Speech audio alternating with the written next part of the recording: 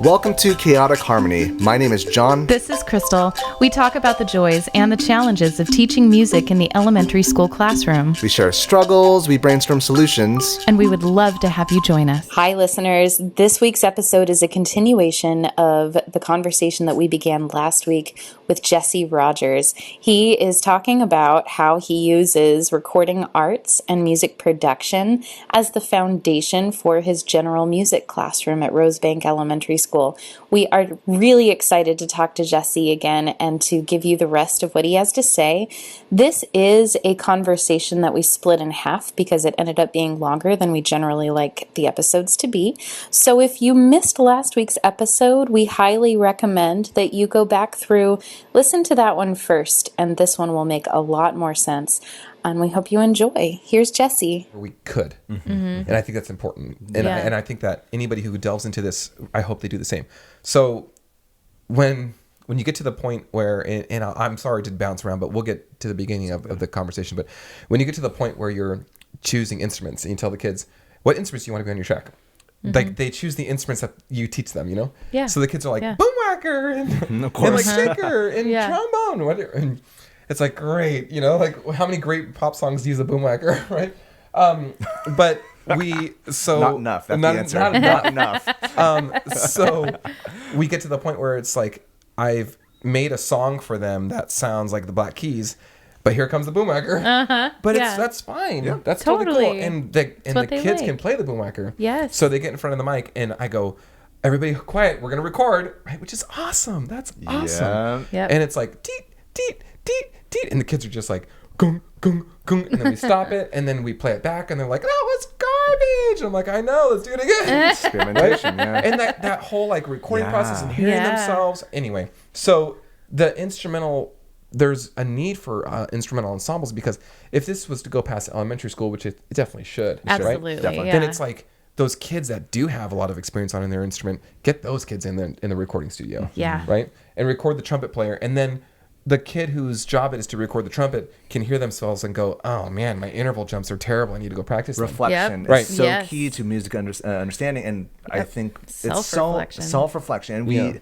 And I feel like we try to do that, like in my class, we try to do it, like we do performance and we do that with self-reflection. But I've also recently started recording my kids' video, and then having them see themselves and hear themselves is so helpful. Yeah. And then with the person whose job it is to record that trumpet player, you teach them tricks to make the trumpet player sound good. Right? Yep. So it's just all over the place. It's awesome. It is awesome. You teach how the sausage is made. Sorry? You teach how the sausage is made. Oh yeah. Do you want me to talk more about the album or another time? I'd go for it. Okay, so this project has been it takes months, but that's actually really good, I think. Because so many times I've given myself only 6 weeks to do something. Like anytime I ever perform or prepare a winter performance, it's like I don't want to start in October. I would go crazy if I started in October. Yeah, for sure. Like having kindergartners sing Rudolph in October is awful, right? Yeah. But it's what it takes sometimes. Right. Totally.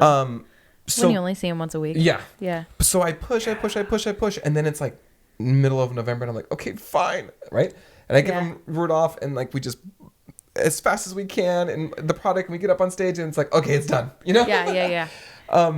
That's not always the outlook that I have, but there is that element of it. So with the album, because the other thing is you can't get kids to prepare for a concert for too long. Yeah. Because then they drop that. I'm done. Yeah. Like, can we move on to the next thing yet? Yeah. But the thing because what do you do when you prepare for a performance? You prepare the performance piece. You prepare the performance piece.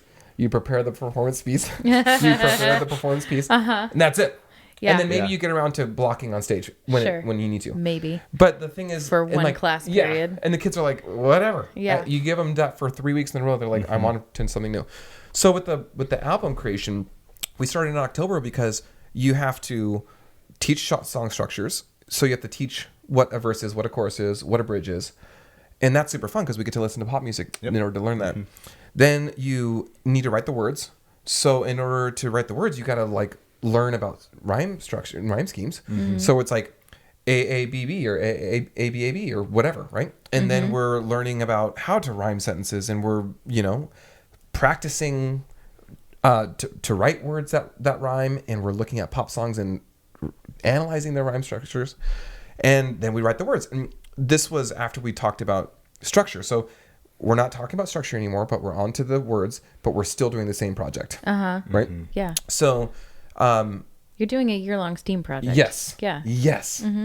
Anyway, so we get to so after lyrics, we choose the style, and then that's a whole other cool thing where we get to talk about styles and introduce styles, and as a class decide what our favorite style is going to be. Yeah. Harry Styles. Yeah. And Harry Styles, he always. I was waiting for it. I knew it was coming. And he actually came into the class with it. Oh, wonderful! So do tell. Yeah, him and I are buddies. Biffles.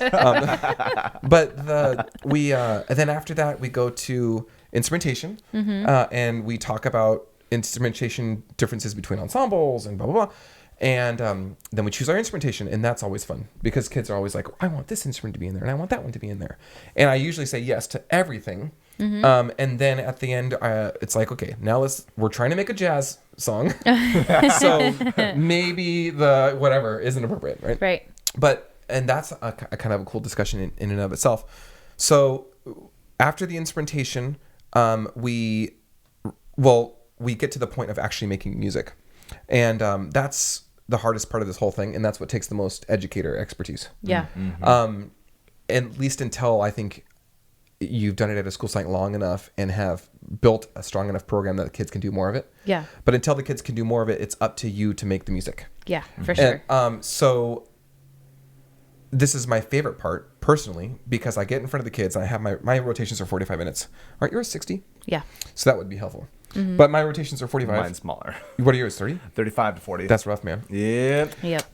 So I sit down in front of them, and I always start with bass guitar because the bass guitar is sort of like the heartbeat, really. And I look at the notes and I go, okay, they want a rap rock piece. Like, how am I going to do this, right? And I just grab a bass and I go, and the kids are like, and I look at them and say, I'm going to play a bunch of stuff for you, and you're going to tell me whether you like it or not. And they're like, that stinks, Miss Rogers. And I'm like, yeah, I agree, whatever. What happens when you have contention? So it's all, you got to build the culture and the community in the room. You got to build the, nobody is here. If I talk a lot about democracy is really what it comes down to. Okay. Like anything in the room that's voted on, it's the same experience as the American people get. Got it. So 51% wins. Ooh, we're teaching citizenship along with. I like it. Like 51%, and then I tell the minority stinks, huh? Yeah. Like next time you need to convince more people to feel the way you feel. Oh man, right? now we got little 7-year-old lobbyists going around at recess. Oh gosh, the super PACs. We got the super PACs here. Super PACs. Yeah. So I do a lot of that throughout the year, voting on just there's really things you don't need to vote on, but just to do it. Like a cereal soup. Yeah. Ooh. So then by the time you get to the point where you get, hey, do we want this or that? It's like everybody's used to voting, and voting doesn't feel bad when you lose, right? You got to get to that. But what's the parallel to electoral college? That's my question to you. No, we're not going there. Don't answer that, Jesse. We are not. No. Don't encourage him. Just continue. No. Okay. If you knew how I was raised, and you knew how fired up I got about politics. Oh, okay. So when you do the instrumentation stuff, and you get to the voting, and you get to the style, telling them how does this sound? It's really everybody in the room going no, and if somebody goes yeah, but not enough people go yeah, then we just move on. It's a no. If it's fair. If it's really clear that it's mixed, then it's all right, hands for yes, hands for no, and we tie 14, 11, 14's win, and we go on. And it's weird because that's not going, that can immediately push somebody out of the process. Yeah. If it could shut him down. Yeah. Oh, yeah. Yeah. I'm picturing a little girl in particular who would be in the corner sobbing. Yeah. Yeah. Yeah. And that's happened. I bet, and that's important to learn too, though, is how to handle that. So I'm listening to this as a person who's not a bass guitar player, or really even a very good guitar player at all, and so I'm thinking, I love the idea of how you build. And it's very Orff process in that we're giving the kids Legos to build music with. They're just digital Legos. So I can see somebody who doesn't have the same skill set you have, getting on a keyboard and just playing like some of the built-in, samples, bass. whatever. Yeah, exactly. We're gonna pick one of these. Yeah. If you have Quaver, I know Q Grooves, you could probably start there. Yeah. Build something up in there. You could use a lot of free things that are out there too. You could even build it in Google. Yeah. Chrome Music Lab. Yeah. Yeah. And you just need to have a knowledge of like pop music and styles. Yeah. Like I know that some of the kids wanted to make a song that was like a rock rap song, right? Yeah. And I'm thinking to myself, okay, I can't go too heavy into rock because nobody's going to accept that, Yeah. Like we can't like take our hair down and just Right. But that might feel really good, like for an afternoon, though. Yeah. Yeah. Just come over. We'll okay. scream in the garage. Sounds great. We'll get real angsty. But there are some pop rock stuff. Like you can reach into the Linkin Park bag and the Evanescence bag, and just why not just rob that sound, right? Which if I was ever to lead a PD on this, one of the things I would say is poll the kids and tell them, who do you want to sound like? What do you want this song to sound like? Which group? And then you go home and you listen to those songs and you just make a song that sounds like it. Right?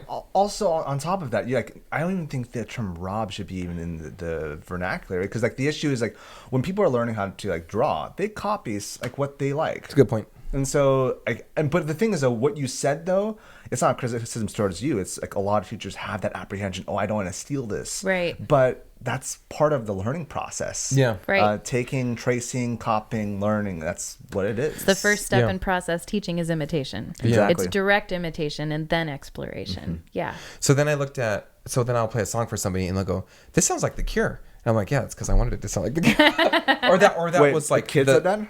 Oh yeah. Oh man, that's impressive. Like the snaps. That's impressive. The deadheads come out of the woodwork. Like you just get them. I had a kid show up in a Pink Floyd hat the other day, and I'm like, hat. Really? Yeah. Do you know who that is? And he didn't. That's too bad. I know. Yeah. That would have been Biffles. I started singing "Set the Controls for the Heart of the Sun." I thought I had a new friend. Which part did you sing? That's what I want to know. The hit the piano with a mallet part? Yeah, that part. Oh yeah. No, there's words to it. I sang the words. One of my favorite albums, but we'll talk about that later. Okay. But so once I have the bass line, the kids, they don't see it. And that's the other beautiful thing about it is like, I've got the bass line, and as soon as I got the bass line in my head, the rest of the song sort of writes itself, right? Because everything else, you already know, like, okay, the best drum set's going to be like this, the best guitar is going to be like this, or whatever. Yeah. So then I get a drums out, and the bass line that was just udum, udum, and the kids are like dudum, dudum, like, what is this? And then the drums go, and then this thing goes, yeah, and the kids are like, oh yeah, right? And then the whole song is written like that. It's layered. Drums or bass, drums, guitar, keys, and then the smattering of random instruments that they've given me. Sure. Boom whacker, shaker, triangle, and that's all the times that the kids jump in. Okay. And it's like, okay, let's record the shaker part, like, and then you put headphones on them and put them in front of a mic. All of it. Yeah. What do you use to record? Just your laptop? So just my laptop. Okay. Do you mean record the sound? Yeah. I have microphones. Okay. And microphones go into audio interfaces, and microphones and audio interfaces purchased by you or by the school? By the school. Okay. But cool, all you would need is one. That's true. Yeah. I'm just curious. Yeah. But purchased by the school, and then if their performance was really just stinky, then it doesn't really matter because you can go in the back end and fix it. If they're like, you need to post. Keep it, and then just fix it later. Monetize that. Or yeah. But the important part is their playing is on it. Yep. Right. Yep. Does that do them a disservice? Does it make them feel like they're better than they are? Does it make it so that they don't focus on? I don't know. I don't think so. I don't think it does, because the key part is that they played it and they feel proud about it. Mm-hmm. And I guess this goes back to the numbers question. I think this element, there's probably a certain degree to where, okay, maybe you shouldn't push the envelope too much in fixing in post. But I think touch-ups, the key part is making sure the students are doing it. Yeah. They understand the concept and they're proud about their own work. Yeah. I think if I were to fix it, I would tell them what I was doing to fix it too. Yeah. Like, and don't make it a shame thing at all. Just be like, hey, I want you on this album. This is what we did. This is why it doesn't fit. So this is how I'm fixing it to make sure that you're still included. Yeah. And on top of that, that's what happens in the studio all the time. Oh my God, all the time. Well, and if I record myself playing the guitar and it has to go, it's always off. Yeah. Yep. Like, and I'm a good musician. Yeah. And so when I go and record my own things, I quantize my guitar stuff. I mean, there's actually a debate whether that's even really necessary, but I'll do some of that. And so I don't think there's any issue in doing that with the kids.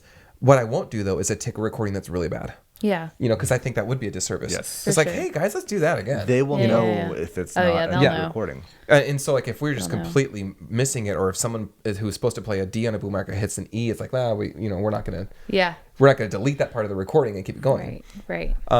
So you build the song, and then and then the best part, that I think the most creative part for kids, is the vocal part, because what happens is I get everybody to stand up and hum along. Cool.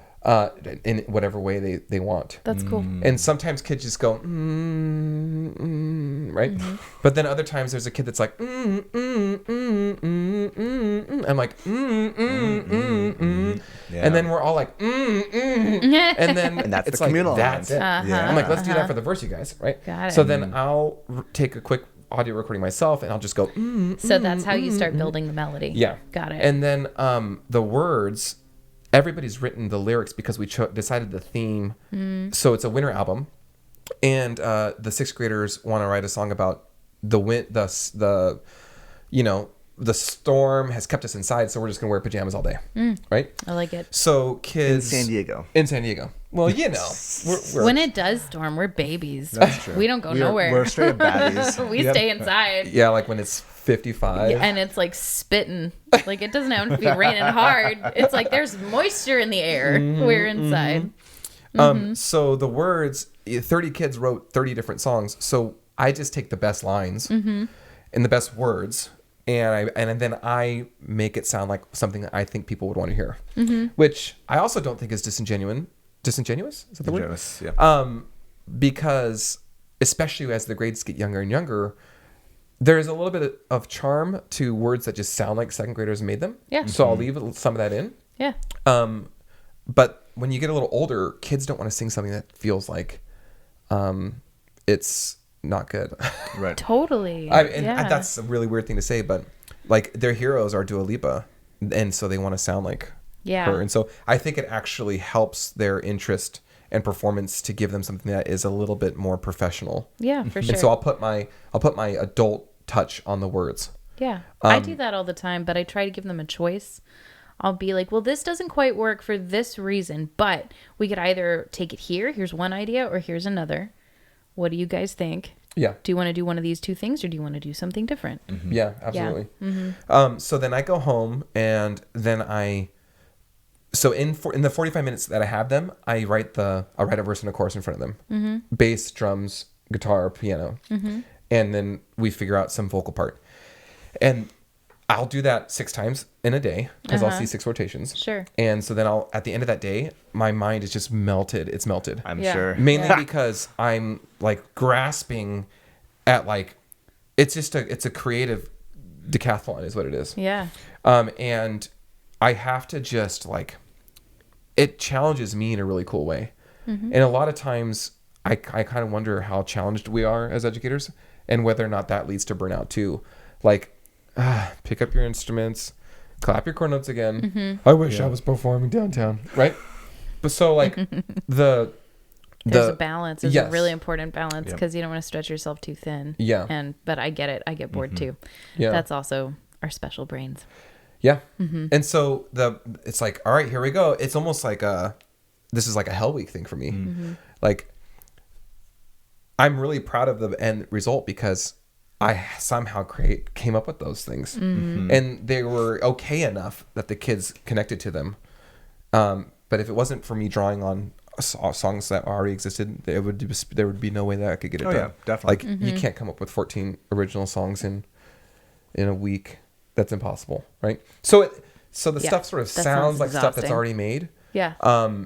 But so then I well, doesn't every song kind of sound like a song that's already made? Not the songs I make, Crystal. Okay. They're genuinely perfect and Jesse. true and new. Got it. But that I stand corrected. But you're absolutely right. Everything's sort of and that's another build thing on to teach each other. kids. Like it's okay. Like you were saying, it's okay to Yeah. So then I come back to them the next week. There's a skeleton made of the song. I've made a verse in the chorus, but then I made the verse in the chorus again, and maybe I created a brand new bridge that they had no control over. It was just this is your bridge, right? Yeah. And then I give them the words and those melodies that they came up with the week before, and I teach it to them. Yeah. And I use that song stick, that famous song stick from Orff Levels. The song stick, the sing and pause. That thing had changed. The paddle. I still use that thing all the time. Yep. Yeah. And for anybody at home who doesn't know, it's just you take a stick, and not the same one you hit kids with. Leave that one to the side. Jesse. But the one strike one.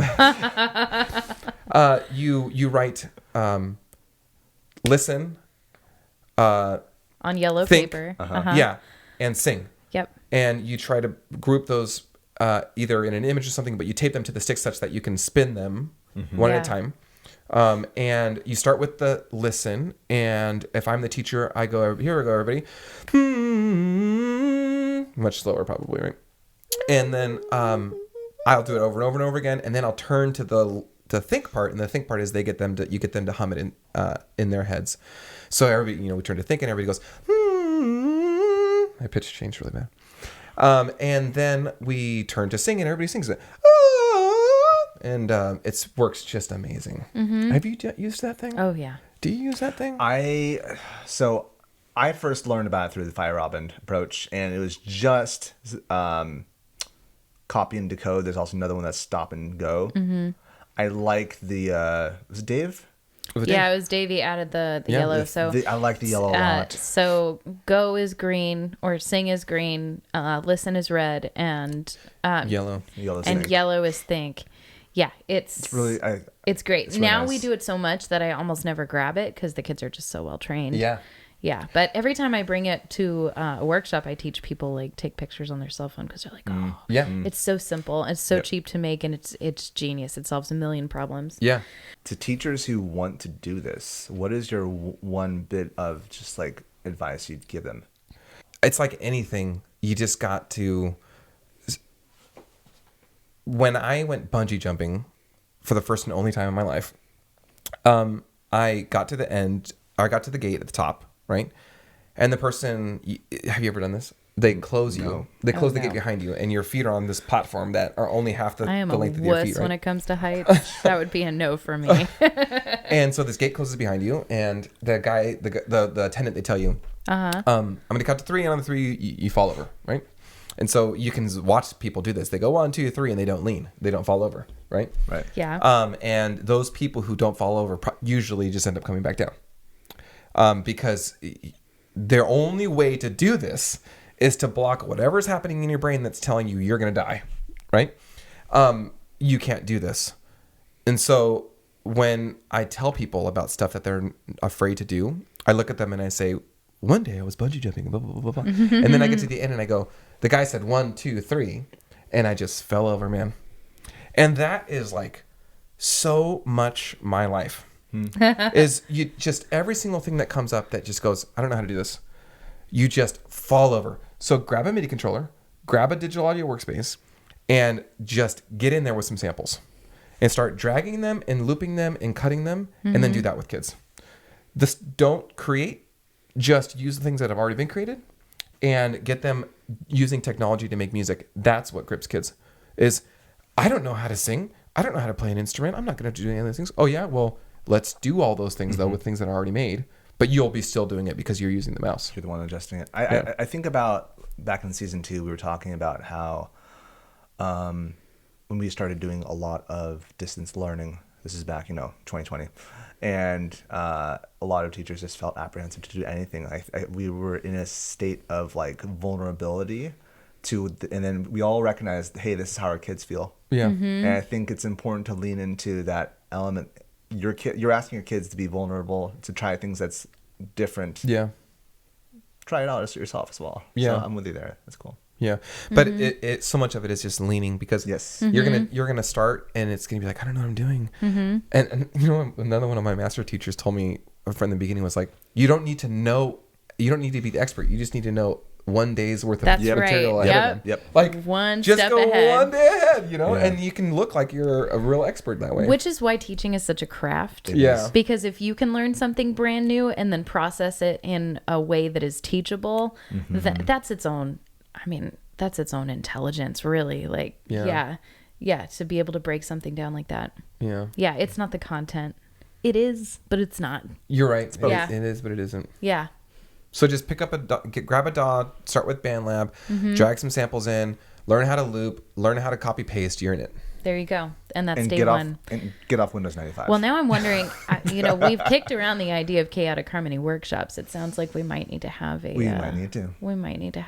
music production workshop. That would be something.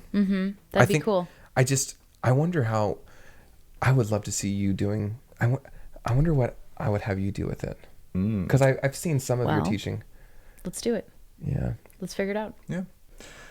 You also know it's good in 2 parts. What is good in 2 parts? Maybe 4 parts. More people, actually. More parts, more people is if you do hit that like button. That's true. It does help make this community grow and helps us have some awesome people like Jesse, also some awesome people on the way coming, which you'll find out soon enough. Keeps these lights on. So please make sure you hit that like button. Also subscribe on YouTube. If you don't watch us on YouTube, that's fine. You could you just hit subscribe and just leave in the background, But it helps this community grow a lot. Please leave us a review. 5 stars only. Actually, don't please. No, I'm not going to recant. No, please. Leave us a review. Just like all the other peeps. Also, if you have any questions, you can always email us at chaoticharmonyclassroom@gmail.com. So do the things. Like the stuffs. Hit the subscribes.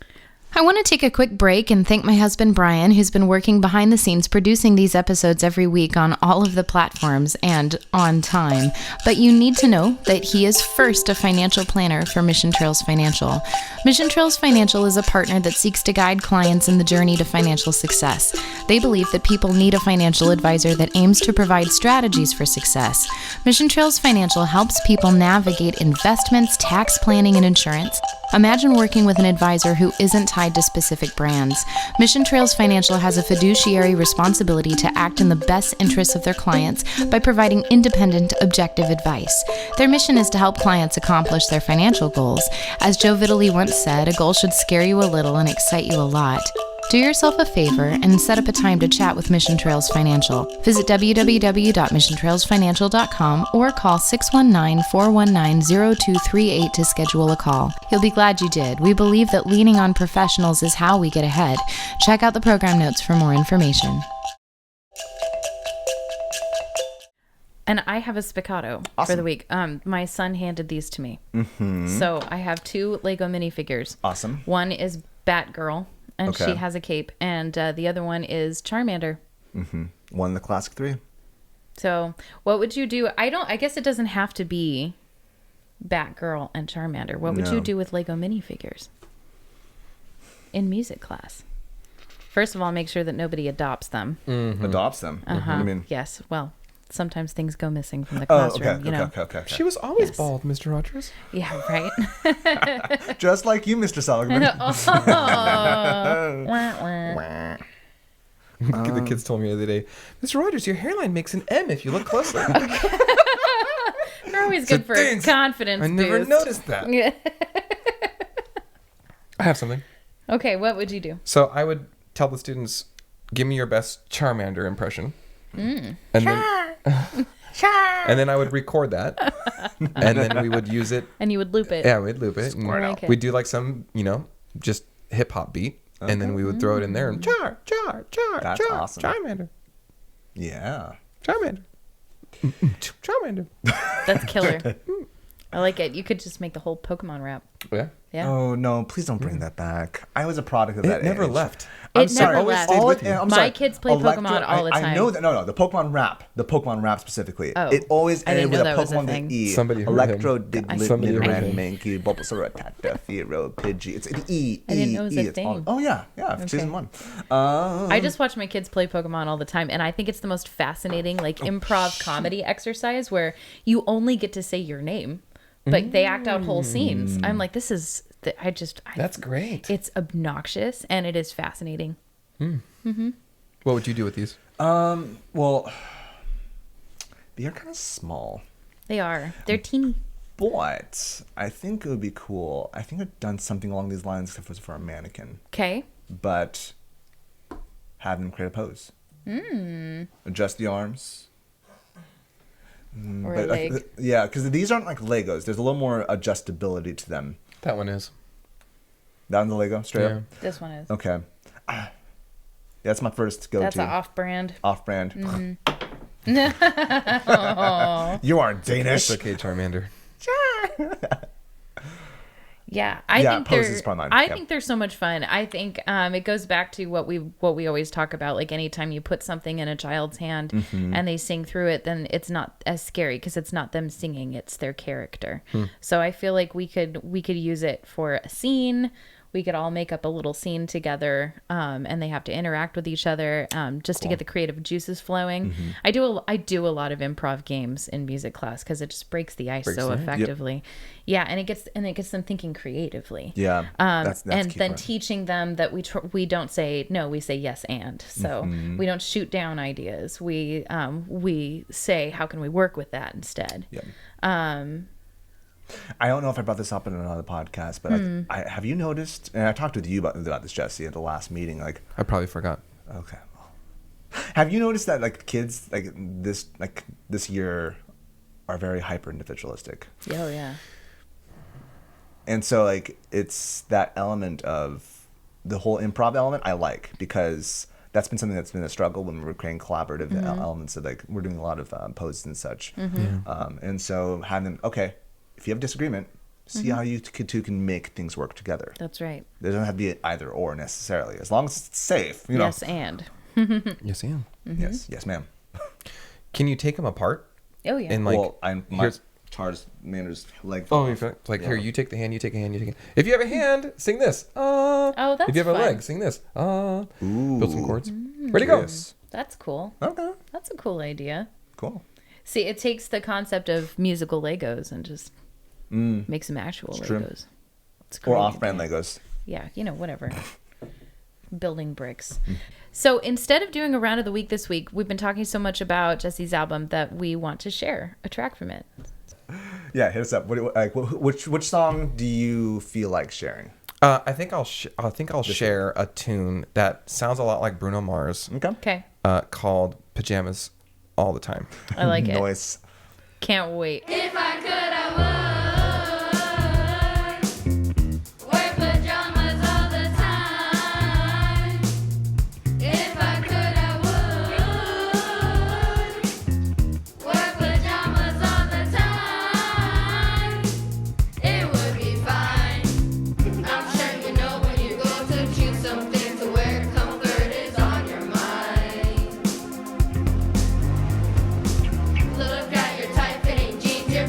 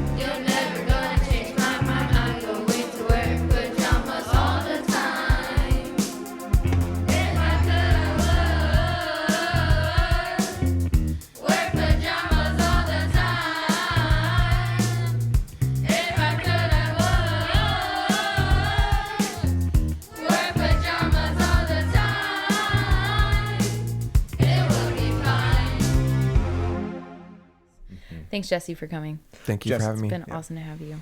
And Jesse, if people want to contact you or message you or reach out to you, or you mentioned last week about your plug, which is Classroom Composers. How can they reach you? Yeah, I mean, I think it's the best way is just trying to reach out via Instagram, Classroom Composers, at Classroom Composers. Awesome. But I also have a personal Instagram. Oh, well. They can become my third follower. Awesome. Cool. And Crystal, if people want to message you, how can they message you? You can find me on Instagram, Mrs.Pridmore, or Twitter at FinnyVappa. Awesome. And you can message me at Mr. Seligman, MrSeligman, on the Twitters or the, what was it? Instagrams. That's what it is, yes. And you can reach us. Dude, it's been a long day. I guess, huh? You can also message us at CH Classroom on all the socials except for YouTube, which is youtube.com/Chaotic Harmony Classroom. You can do that also for the Gmail, chaoticharmonyclassroom@gmail.com. Please send us an email. We'd love to respond to you. All right. Bye. The Chaotic Harmony podcast is a joint project between Crystal Pridmore and Jonathan Seligman. You can find us online at chaoticharmonyclassroom.com. You can email us at chaoticharmonyclassroom@gmail and let us know what you think. Give us feedback about what you would like to hear in future episodes.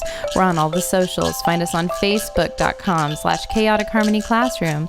You can find us on Twitter at @CHClassroom, Instagram at Chaotic Harmony Classroom, and you can even find our episodes on YouTube. Chaotic Harmony is the name of our channel. Special thanks to Bryan Pridmore for his help with production and equipment. www.pridmoria.com.